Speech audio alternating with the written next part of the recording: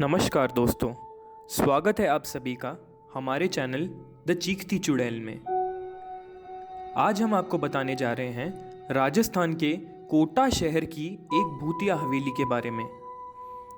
राजस्थान के कोटा शहर की यह हवेली राजा महाराजा के समय में बनाई हुई थी, लेकिन पिछले 18 सालों से इस हवेली में आज तक कोई भी रहने के लिए नहीं आया है। इच्छा होने पर भी इस हवेली में कोई भी नहीं रह पा रहा था, क्योंकि लोगों का कहना था कि इस हवेली में भूत प्रेत का साया है।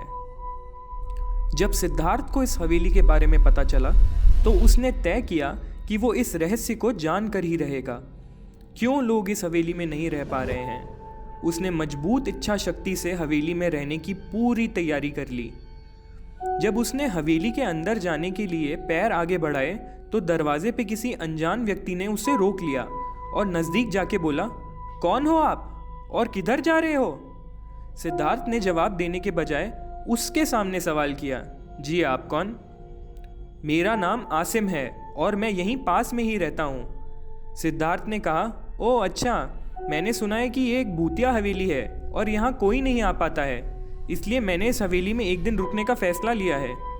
आसिम ने कहा, जी हाँ, आपने सही सुना है और आप भी अंदर मत जाइए। मेरी माने तो आप भी वापस लौट जाइए, यहाँ बहुत खतरा है।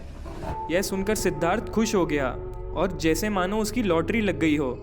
आसिम ने उसकी खुशी को देखकर बोला, अरे आप खुश क्यों हो रहे हो? आपको भूत का नाम सुनकर डर लगना चाहिए।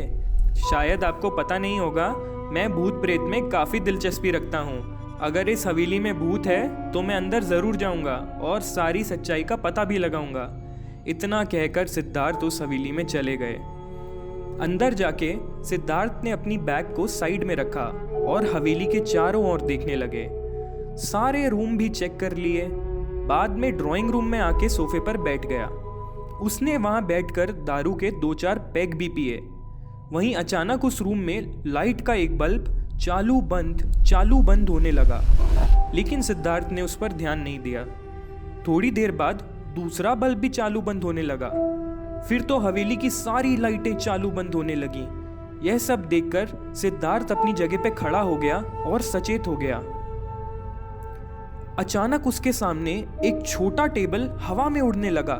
करीबन 6 फुट हवा में ऊपर जाके गोल गोल घूमने लगा और बाद में सिद्धार्थ की ओर तेजी से आने लगा। सिद्धार्थ ने तुरंत ही अपनी जगह बदल ली और दूसरी ओर चला गया और वो टेबल वहीं जाके गिरी जहां सिद्धार्थ खड़ा था। सिद्धार्थ कुछ समझ पाता उतने में सोफे की शीट उसकी ओर आने लगी। वो जल्द खड़ा हो गया और छलांग लगा के दूसरी ओर कूद गया, जिसके कारण सोफा दीवार को टकराया और सिद्धार्थ बाल बच गया। अचानक सब कुछ शांत हो गया।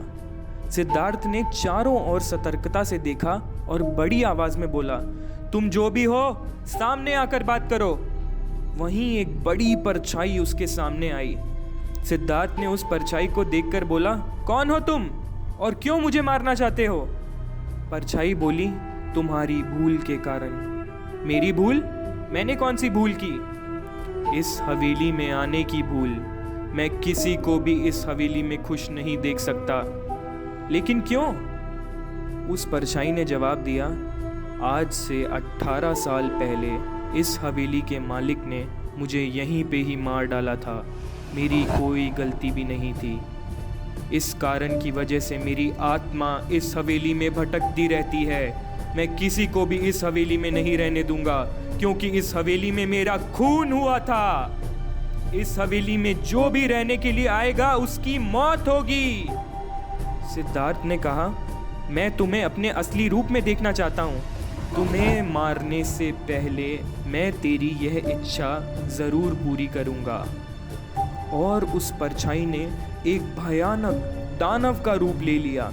उसका चेहरा इतना भयानक था कि सिद्धार्थ भी एक क्षण के लिए डर गया था, लेकिन दूसरे ही क्षण उसने अपने आप पर काबू पा लिया।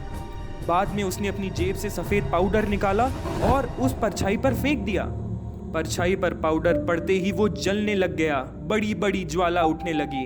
वो बहुत जोर जोर से चिल्लाने लगा और बाद में पूरी तरह से जल गया। उसके बाद सिद्धार्थ ने चैन की सांस ली और वो वहीं पर सो गया। दूसरे दिन सुबह जब सिद्धार्थ को सही सलामत हवेली से बाहर आते देख आसिम को आश्चर्य हुआ। आसिम ने सिद्धार्थ से पूछा, तुम जिंदा कैसे हो? जब सिद्धार्थ ने आसिम को कल रात की पूरी घटना की जानकारी दी तो उसको बोला, अब यह हवेली भूतिया नहीं है,